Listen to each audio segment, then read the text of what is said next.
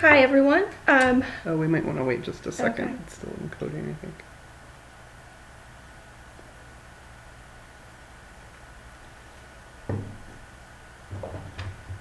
Okay, I think it's going. Hey. Hi everyone. My name is Stephanie Blaylock, and you already met my colleague Micah Bateman last week. We'd like to welcome you to our second live breakout session for our Every Atom Women MOOC course. I'd just like to start off by saying a few words about my own work on Whitman. I have a PhD in 19th century American lit, and I write on one of Walt Whitman's favorite hangouts in New York City. In the years before the Civil War, he spent a lot of time hanging out at Pfaff's Beer Cellar, located on Broadway. Pfaff's is where he met a group of men and women, actors, artists, and writers, who call themselves the first American Bohemians.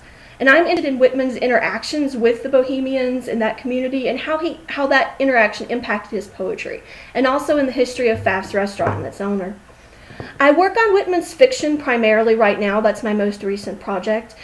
Some of you might know that Whitman wrote short stories in the 1840s, most of which were published in a prestigious literary journal for the time, the Democratic Review.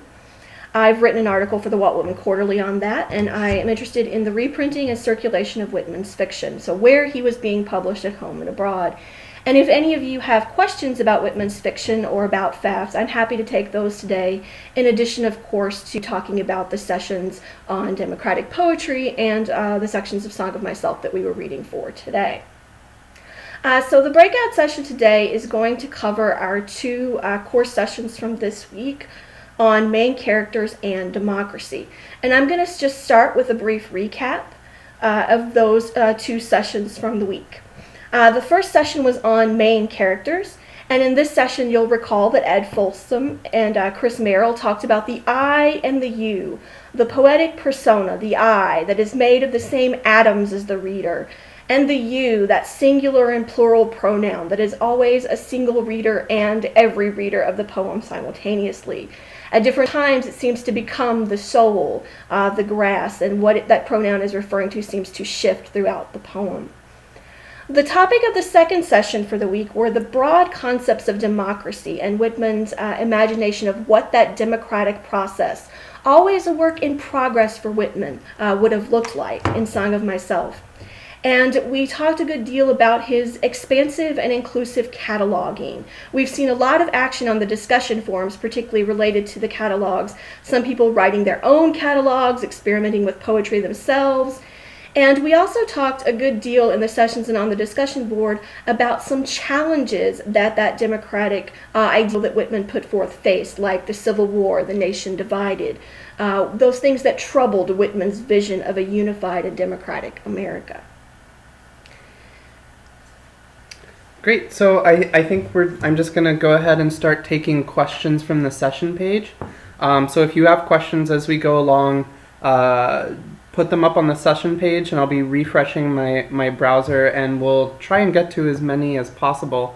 I think we're going to start with one of the more general questions, and certainly one that's sort of encapsulating the things we were talking about this week. C. Belia writes, "There's a lot of talk about democracy. I'm not clear on the meaning of the term, especially as used by Professor Folsom and Professor Merrill. Is there a clear and succinct definition of the term?"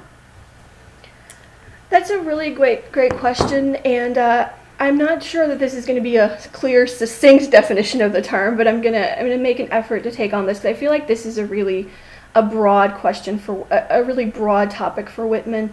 For Whitman, one of the things that I saw that was most interesting in the discussion forums that seems to speak to Whitman's idea of democracy was this idea of how, at one point we talked about how the grass might mean compassion, and that really struck me in the forums, because I think compassion is a large part of Whitman's democratic ideal.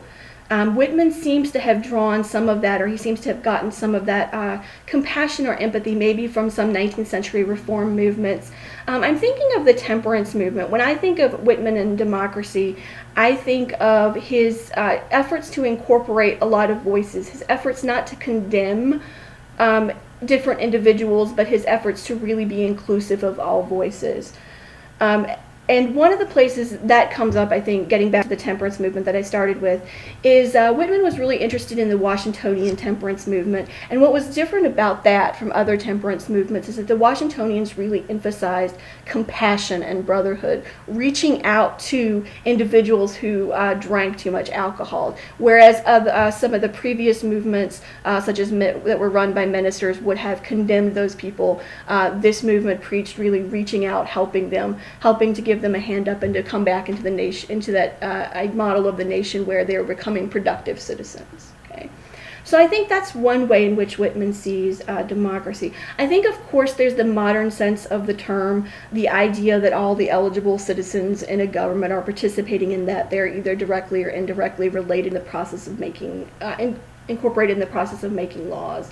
And I think that comes up in Whitman as well, but I think he's doing that on a level of bringing in all these voices. I think that's what's most important for him. Cool. Here's one from Subhadeep. Hi, Stephanie. What do you think of Whitman's conception of international poetry? He is international, but each time his word speaks of America, its land, its streets, its people. How does he manage to be open to the wide world, yet remaining in his roots? What's your opinion on his sort of relationship to international poetry? Blake talked a little bit last week about some of the sort of more radical poets in France at the time, being Baudelaire or Rimbaud. What's your take? Well, when I was reading this, I was taking I took the question to mean the ways in which Whitman sort of makes Song of Myself an international poem, where he intends to incorporate international voices into this poem.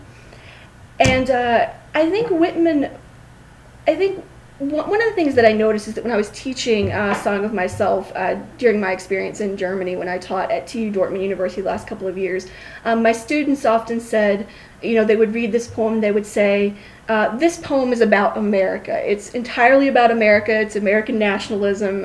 Where's the room for, anything outside of America?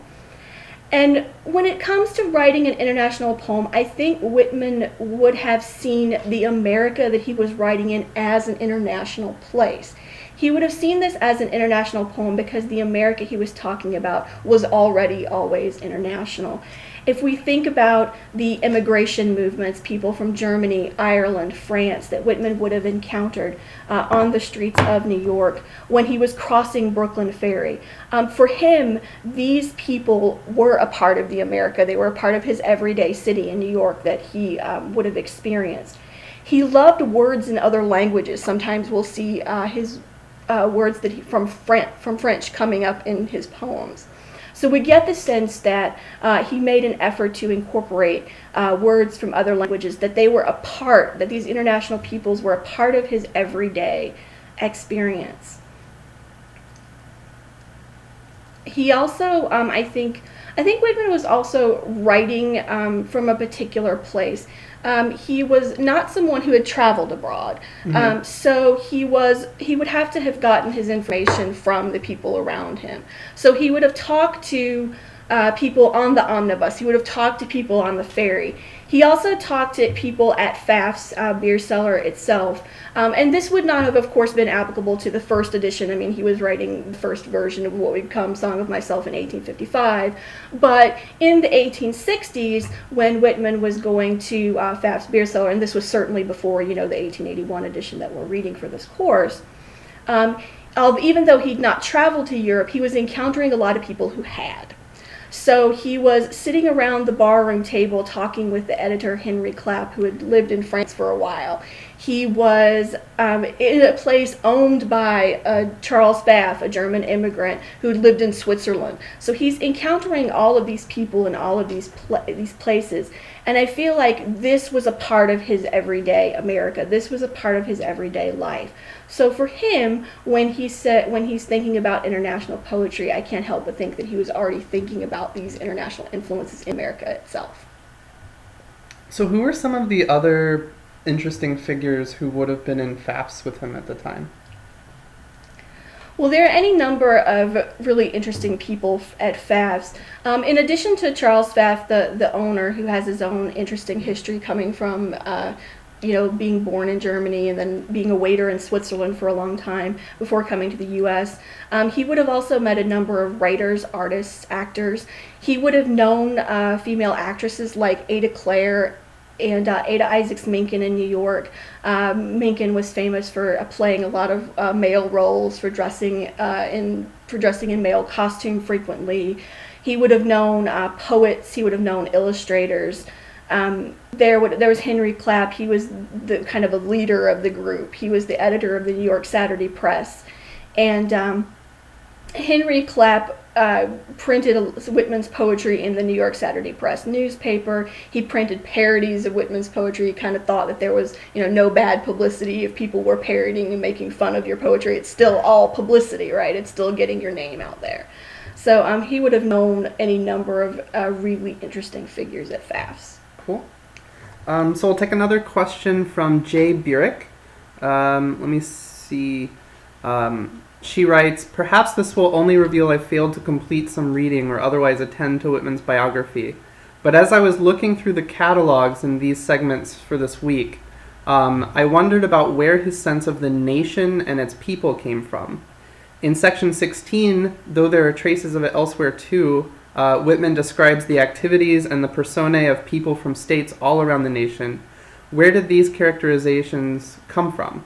Reading about other states, actual travel, meeting people from these places as they arrived in the East Coast cities, correspondence. So I think she's asking about his social encounters with people from other parts of the United States. Where was this occurring?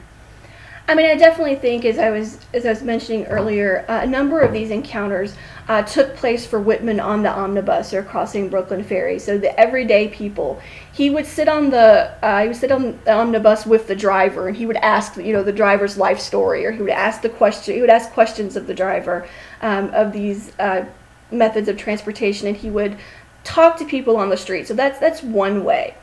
Another way I think that would have probably been an important source of information for Whitman would have been the burgeoning periodical culture of this period. Whitman was a journalist before he was a poet, and even before a fiction writer. It was through journalism that he was kind of able to join a kind of a public conversation, any matters literary and political. It's where he sort of started participating in this kind of public sphere, if you will, of conversation. So he would have formed impressions likely of different states and different kinds of people from the newspaper articles he would have read. Often periodicals would reprint items. A number of periodicals in the 19th century, especially newspapers, and literary journals as well, were kind of miscellanies, which means they printed items from here and there and from all over the place. So you might have an article about a lost cow in Kentucky next to the weather forecast next to one of Whitman's short stories. So this is kind of items that Whitman would have encountered in his newspapers. He would have had access to newspapers from different states in New York, and he would have also had access to articles from different states that were reprinted in New York newspapers. He would have had access at Pfaff's beer cellar to newspapers that were printed all over the world, and sometimes they were. He would have had access to newspapers from France, say, that might have been in French. He could have talked about them and read them with French speakers in the beer cellar. He also corresponded a great deal with other people. I don't know how many letters are actually extant from this period, like other people writing back to Whitman, but I know that, for example, in 1840, when Whitman was writing to Abraham Paul Leach, he was doing a great deal of very minute description of the community of Woodbury. So if Whitman is engaging in this kind of description of small communities, I would imagine that it wouldn't be unreasonable to speculate that people writing Whitman would have been talking about the same kinds of things, would have been talking about their own communities. I think it's also important to remember that Whitman probably also learned about different kinds of cultures from his travel. In 1848, he did take a trip to New Orleans. He accepted a job working for the New Orleans Crescent. He went down to the city in Louisiana with his brother. And they lived not too far from where they might have actually witnessed slaves being sold at auction, and he would have encountered French speakers, planters, businessmen, any number of people in New Orleans. So I think it's actually a combination of all of those things that Jay Berrick was talking about that would have been some explanation for the origins of these catalogs. Well, I think this leads to a question from last week's session that we didn't get to cover on air, and maybe I think someone probably answered it on the section page, but which was, did Whitman know any slaves? Whitman has some notes. I posted some on the forum about, there's one diary note where he talks about not necessarily having known a person while they were enslaved, although he does talk about his ancestors having owned slaves. But he talks about one of the older slaves that made an impression on him after he was set free. So this is someone that Whitman had met. And definitely, if he is in New Orleans and he is, witnessing a slave auction, whether or not there's a personal interaction, there's a sense of seeing that person, of feeling a compassion for them, and of, just witnessing this event and being impacted by what it was like to see, another body, human flesh being sold at market. Right. So Stephanie was just talking about the nature of newspapers at the time being very miscellaneous. And so if you haven't had the chance, on one of the session pages, I believe it might have been Structure, I put a link up to the online archive for the Brooklyn Daily Eagle. And even if you don't want to access it through the course pages, if you just Google Brooklyn Daily Eagle online, they've archived a lot of their newspapers, especially from the 19th century, and you can search for it by date. And you might even want to search for some of the ones when Whitman edited that paper. Yes, he was an editor for that paper, and during the time, just to draw your attention to one item you might be interested in November 1846, a reprinting of Whitman's, it was first published as Franklin Evans. It's published for a second time, serial installments as Fortunes of a Country Boy. This is Whitman's temperance novel, although this version, Fortunes of a Country Boy, edited so the number of the temperance themes have fallen out along the way, and what we're left with is still the tale of Franklin Evans, the protagonist, to make his way and make his living in New York. Something to check out in newspapers would be that copy of Fortunes of a Country Boy, to other, by Whitman. Some comments along the way on Twitter feed. Rickster notes that D, of course, too, is an international D at New Orleans and New York City. I'll go to Cynthia's question. How does Whitman's democratic ideal deal with disagreement? Song of Myself, section C, very much preaches harmony, inclusion, and respect for diversity. But if all this is in keeping with the democratic ideal, the freedom to disagree and the idea that people are in place, both concepts, in my opinion, blow large holes in this democratic harmony. So how her opinion is with negotiating democracy, but also containing multitudes, contradiction, things of this sort? I think that's an excellent question. I'm going to speak to the part about how Whitman, I think, was containing or trying to contain multitudes, even in himself. I think he saw his own self as containing multitudes. I think he had his own set of contradictions. There were, certain elements of reform movements, for example, temperance, that he really liked, like the compassion I was talking about earlier. There were certain elements like the, prior temperance movements, the condemnation of men, and name calling that Whitman didn't like. I mean, I think he saw this kinds of, there's certain aspects of these movements, there's certain aspects of politics, there's certain aspects of everything I approve of and I agree with. But even within myself, there are certain aspects of that I don't, that I can't accept. And I think when Whitman says, well, if I contradict myself, I contradict myself, then he's speaking to that particular, moment right there, that he's saying every individual does contain these contradictions. And in an effort to, he's making these catalogs in this poem and really an effort to incorporate all these voices. But I think he realizes, too, that as he's doing this, every single, person that reads this, every single character that appears, there are contradictions within that individual. And he's trying to allow for that, I think. Okay. One quick question.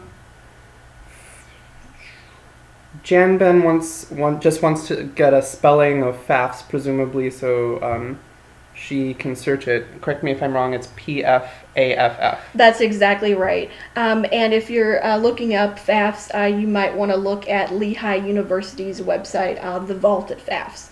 You're involved with that, right? Yes, I am. I am an associate editor for The Vault at FAFS, and I've been working with that website for a couple of years now. And it's there's a lot of good information there. There are biographies on those men and women, Henry Clapp, Ada Clare, that I was talking about earlier. And so if you want to know more about those people's lives and that Whitman would have encountered there, that's a really good resource. So please check out The Vault at FAFS. Great.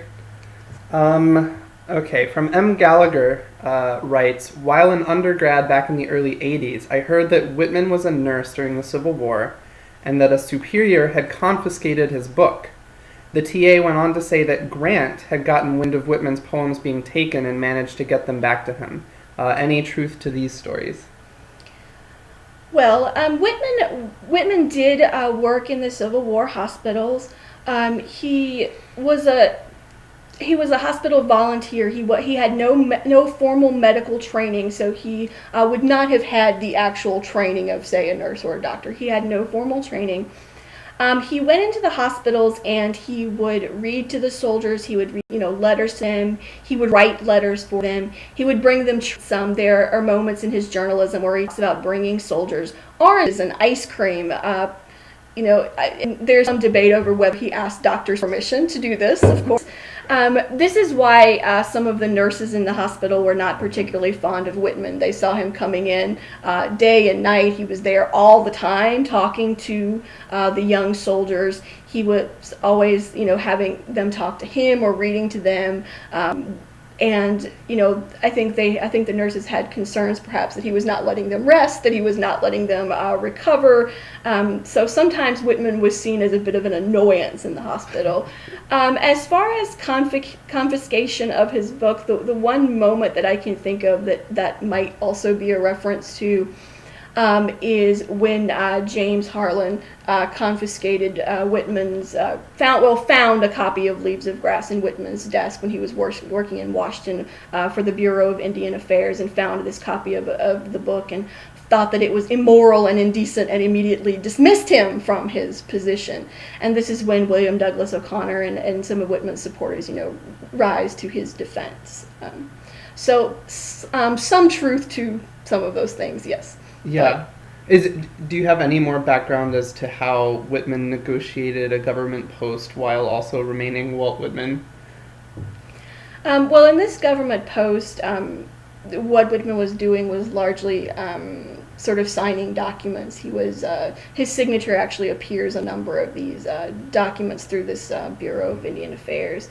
And in recent years, there's been Ken Price out of the University of Nebraska-Lincoln has been working on collecting some of these documents with Whitman's signature. So he's actually sitting there getting a chance at least to read all of these documents and see, what elements of politics or what elements of the culture are being discussed in these. So although I won't comment or speculate on how that might have actually went directly into his poetry, I can't help but think that working with these documents and being this kind of office did influence the way he was writing. Yeah, I think I did recently see a sort of call to arms for everyone to be on the lookout for some of these government documents because so many of them have not been recovered yet. And I think I put a link to that up on the Facebook group for those of you who are on the Facebook group. All right, let's take a question.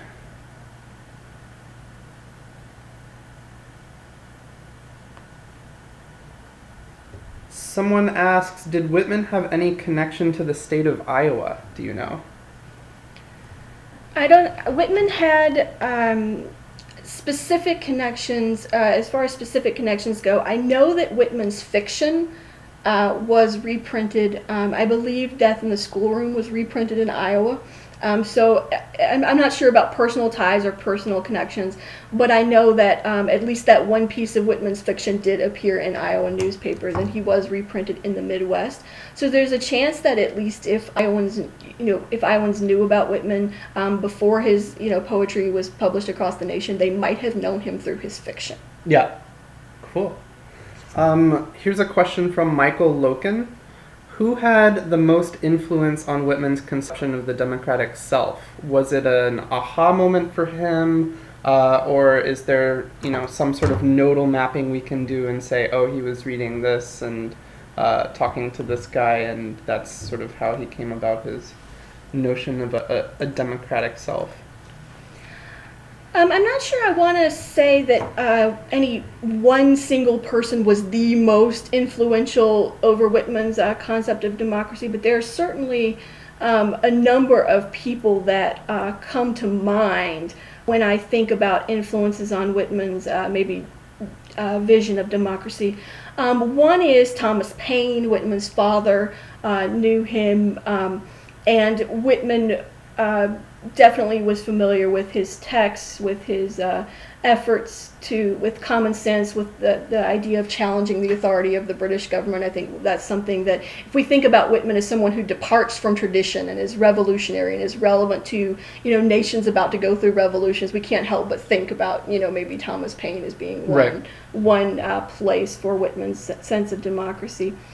Whitman was also interested in the founding fathers and the founding documents of the country. As was indicated in the sessions, we saw that, for Whitman, these documents were always an act in progress, a work in progress.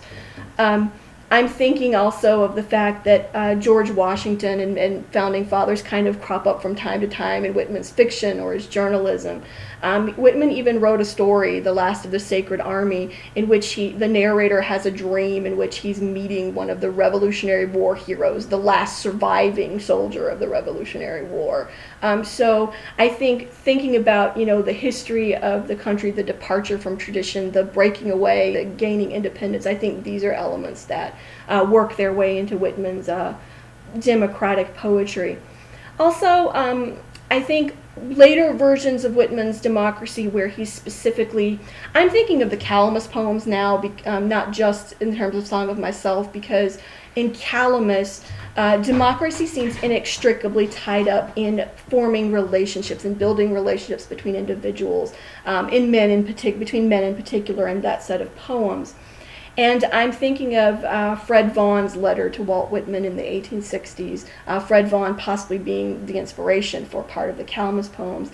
And Vaughan writes that he's been to a lecture by Emerson, and that men are having, they were described as being sincere friends. And so this concept of sincere friendship and this talk about friendship and building bonds between people, I think, is also a central concept of Whitman's democracy. And so if we think of, maybe democracy in some ways, or Whitman's vision being, building these bonds between people, one person at a time, even at the atomic level, if we think about all of us being made of atoms, the same atoms, then I think we could say Emerson also as an influence. So for those who haven't sort of ventured out into the Calamus poems, can you give some backgrounds to the Calamus poems? Well, the Calamus poems were first published in the 1860 edition of Leaves of Grass. And they are considered among more his controversial and sexually themed poems, at least today. Readers in the 19th century were more alarmed by his talking about the body and, say, the children of Adam necessarily than they were between these possible friendships between men in Calamus. Mm-hmm. But the Calamus poems talk about, there's a sort of a narrative to them. They talk about a potential relationship between Whitman and or Whitman's poetic persona and another man, their friendship, their breakup. They also have scenes such as Calamus 29, which actually takes place in a bar room. And I argue that bar room is actually Pfaff's, that it's actually a description of Pfaff's. But there is this kind of sense of Calamus being a series of love poems, but also a sense that Calamus is a broader democratic vision, that somehow the connections that are made between men in those poems speak to the way in which the nation comes together in a democratic fashion. So that's my take on them. Mm-hmm. I'm sure that I could say much more about them in the forums afterward. Okay. So a follow-up question to our last one about who maybe influenced Whitman's conception of the democratic self. Maria Oliver wrote asking in is there any sort of further reading you would recommend on the subject? So besides Thomas Paine, or if you're talking about Emerson's influence on Whitman, what particularly of Emerson's would you have her read? And what would be sort of a recommended further reading on Whitman's conception of the democratic self? I think as far as Emerson goes, I mean, I think we could think about essays like Nature. Some of these, because part of Whitman's democracy also seems to be a lot.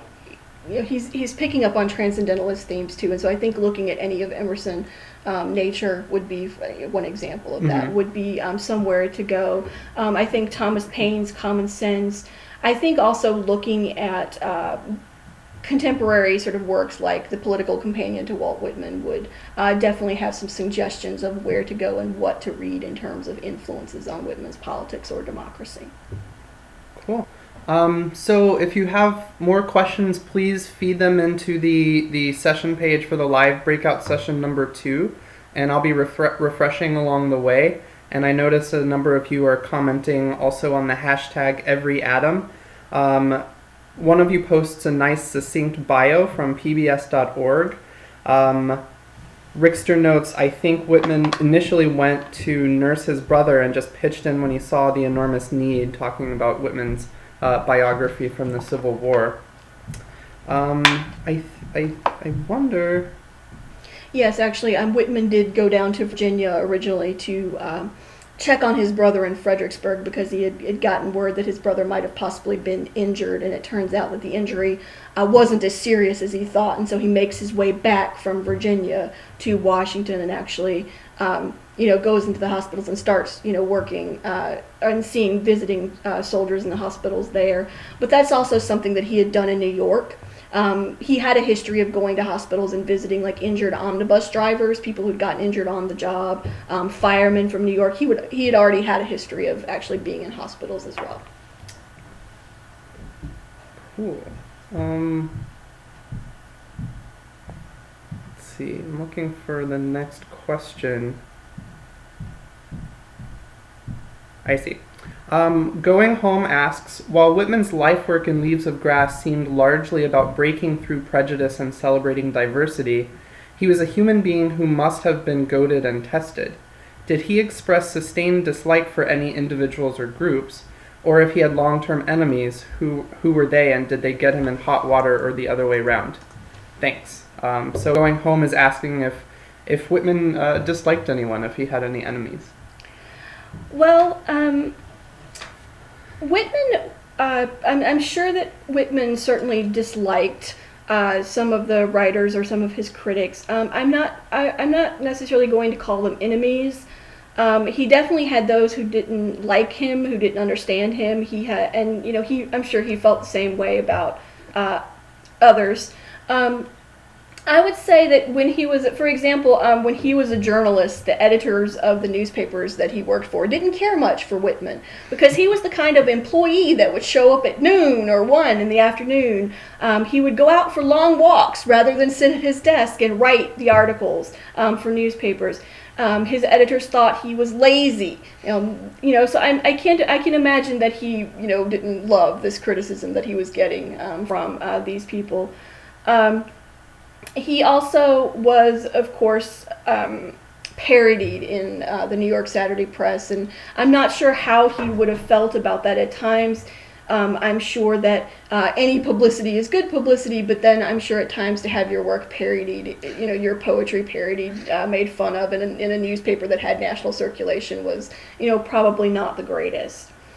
One of those reviews, one of those articles, for example, published, I believe, in Cincinnati, called, Whitman the unclean cub of the wilderness.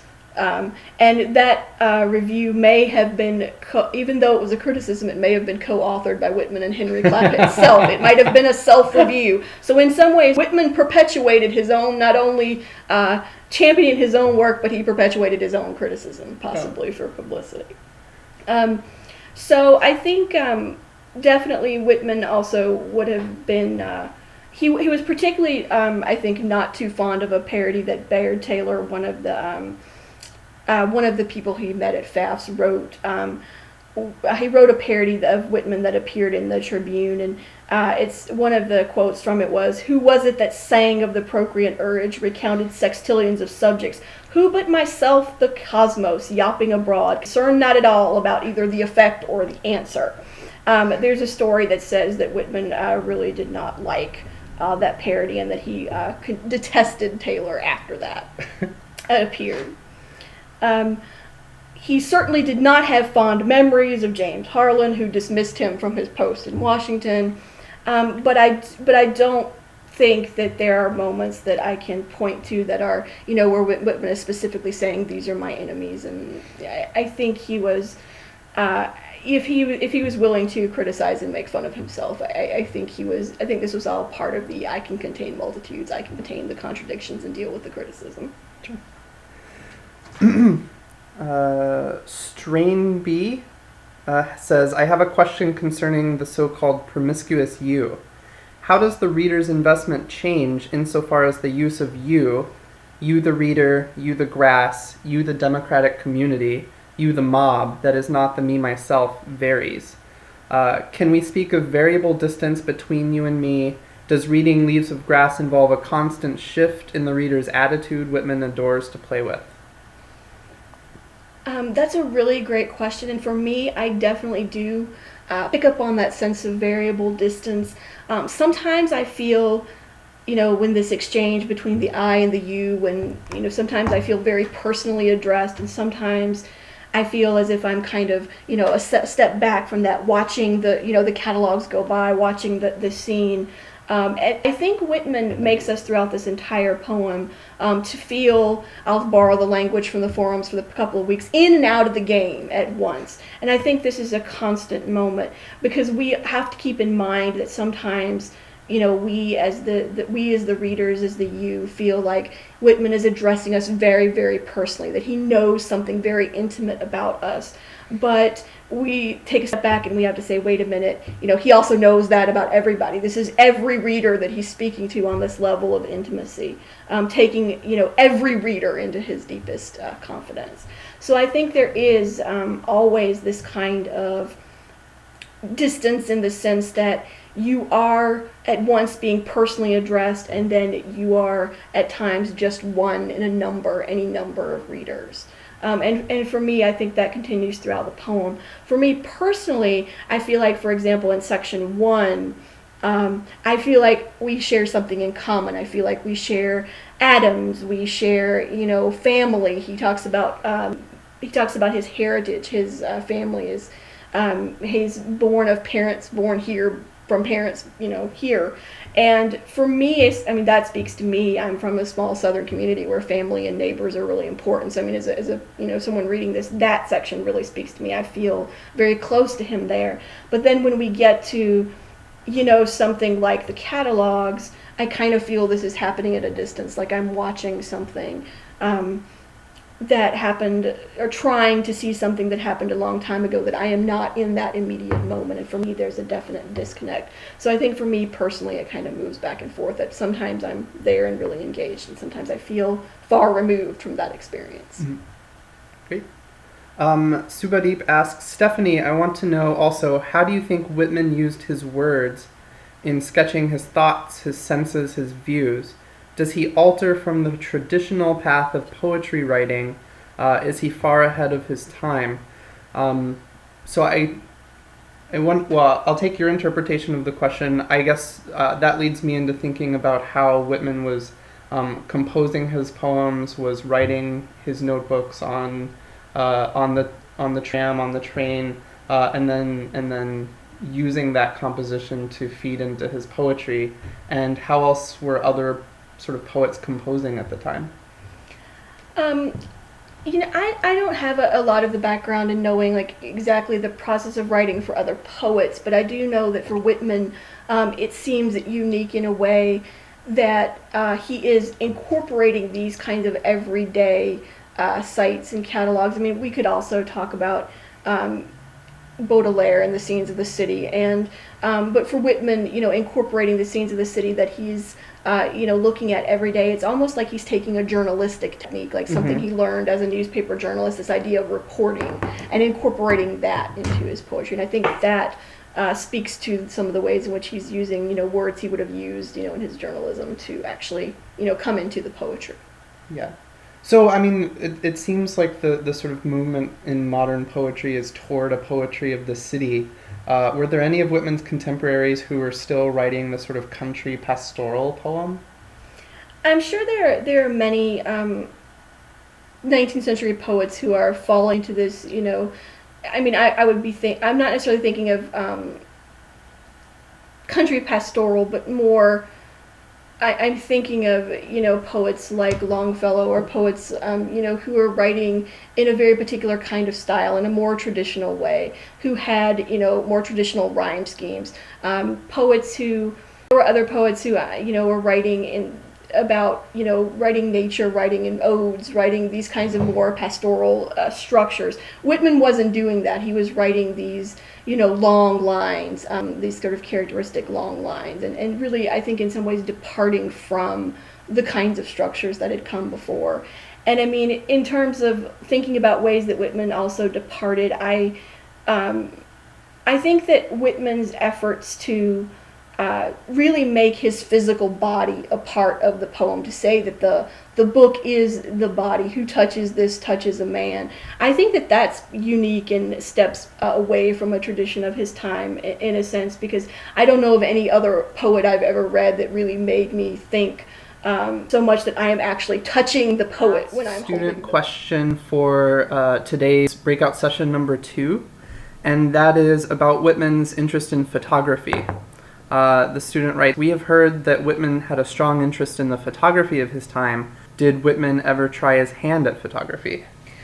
Whitman absolutely had a very strong interest in photography. I don't know if he ever actually tried taking pictures himself, mainly because the photographic process was very complicated, and I'm not sure he would have had the equipment or access to it.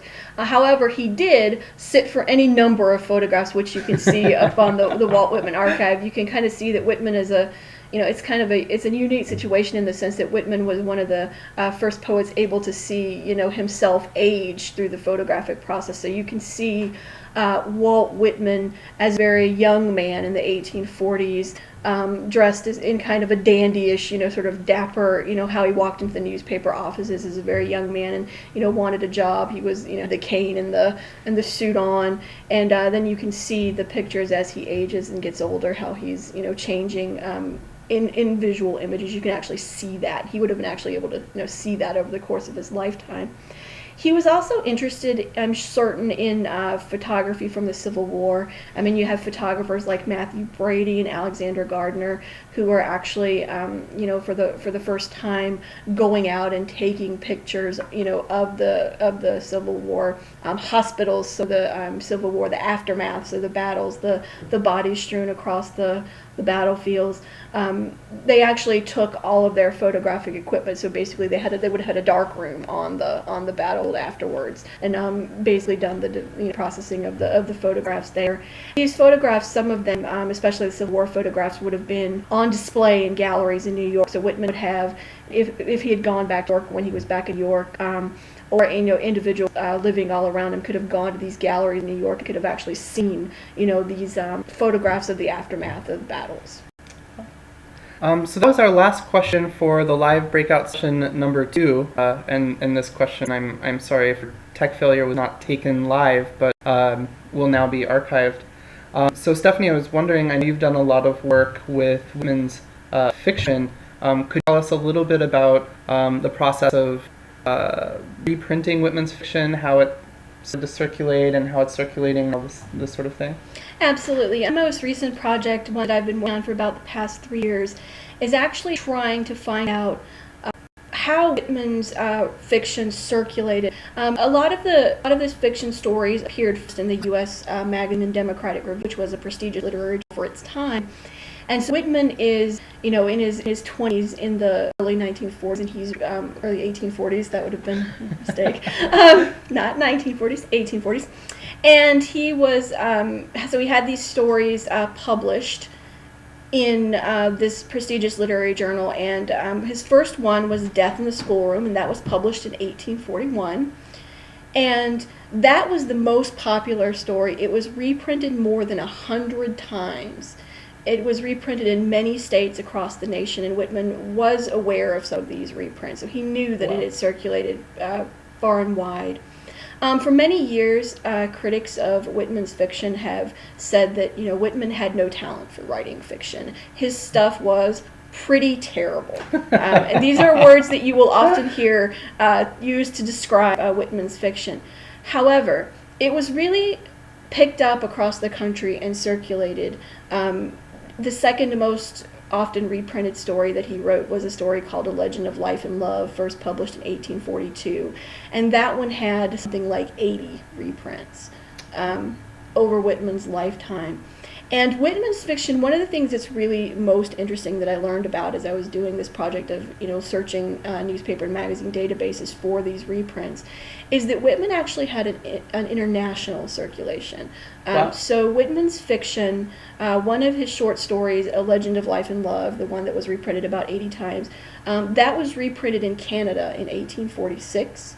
Another story called The Death of Windfoot was actually reprinted in Tasmania in 1846. And there were a couple of stories also, one in 1842, The Tomb Blossoms, and a couple of others later in Whitman's life that were reprinted in England. So he actually had, at least a few stories circulating internationally pretty early on. So I think that's exciting, and we're just because this is fairly new research, we're just sort of learning the scope and the extent of where Whitman's fiction circulated. And this would have been, this suggests that, long before people were reading Leaves of Grass, they might have known Whitman as a fiction writer. Yeah, that's interesting. Well, also, I mean, that people say that Whitman's fiction was terrible, but also his very early poetry was quite terrible as well.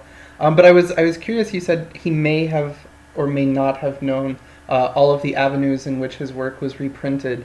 And I don't know if you can speak to this, but I was wondering about the nature of rights and reproduction rights. Like, who would have owned his fiction? How was it sort of proliferating without his knowledge? In the 19th century newspaper cultures, editors would see a story that they liked on the front page of a newspaper or a magazine, and they would just take that and put it on the front page of their own newspaper.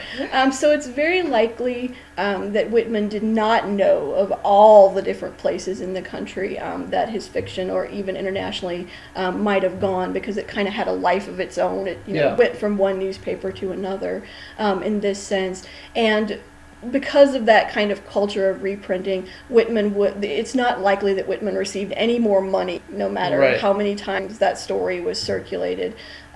But we do know he did write in one of his letters to a magazine editor, and he wrote that he knew that Death in the Schoolroom had been circulated across the nation, that he knew it had been pretty popular and extracted liberally, I think is the language that he used.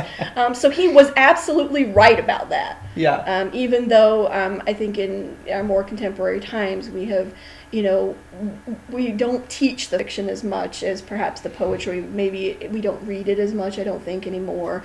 But seemingly 19th century readers, they may have enjoyed it, they may have liked it. The reprinting might suggest that, and it may also just suggest that there was a hole in the newspaper that they needed to fill up with the columns, and they just stuck something in it. So it's hard to tell which of those might be the reason. Yeah. So is there a period in Whitman's life in which he was a more active writer of fiction than other periods, or is this simply a period during which his fiction was dispersed more actively? Whitman was more of an active writer of fiction during the 1840s. So he's writing journalism, but then he's also writing these short fiction stories, getting them published in the Democratic Review, and then a lot of newspapers are picking them up, presumably because the Democratic Review, at least at first, they picked them up presumably because that magazine is a prestigious literary magazine in the U.S., and they're putting that story on the front page of their paper. And, maybe... and these are kind of speculative conclusions, maybe maybe that story was helping them sell copies, because a lot of Whitman's fiction actually appears on the front page more often than any other page of the newspaper. It was on the front. Interesting. And for those who, are in the course and enjoy Song with Myself but have never read Whitman's fiction, is there a trajectory you could recommend? If you're starting to read the fiction, and I would actually start with Whitman's first short story. I would start with Death in the Schoolroom. I think you will see, you can see a kind of developing of Whitman's participation in reform movements. This story seems interested in reformation of school systems and educational systems. So I would think starting there, Death in the Schoolroom would be a good place to start, and then moving forward, I would suggest looking at something like The Tomb Blossoms, where Whitman is he's imagining one of his characters is a widow who has lost her husband, and so he kind of imagines what that experience is like. It's as if he's trying to, in the same way that he tries to imagine and see other people, in the poem of Song of Myself, trying to see the other. He's imagining the kinds of characters already in his short fiction. Something like a short story called The Boy Lover, that actually speaks to this is about a group of young men who actually meet in a bar room and discuss poetry. So you can see the kind of relevance here. It's as if somehow what happened at FAFSA was already, if Whitman could have known about it, it's like he's describing what happened at FAFSA in the 1840s already. So that's one of my favorites, actually. So but you can definitely see relations between sort of Whitman, the fiction writer, and Whitman, the poet. Okay, and are these short stories found on the Whitman Archive, or where can we find them? They're not up on the Whitman Archive yet, but there is a collected volume of the early poems and the fiction. Thomas Brasher, Brasher's Early Poems and Fiction.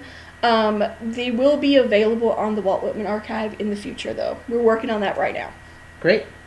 Well, thanks for everyone who tuned in, or those of you who are watching this as an archived broadcast.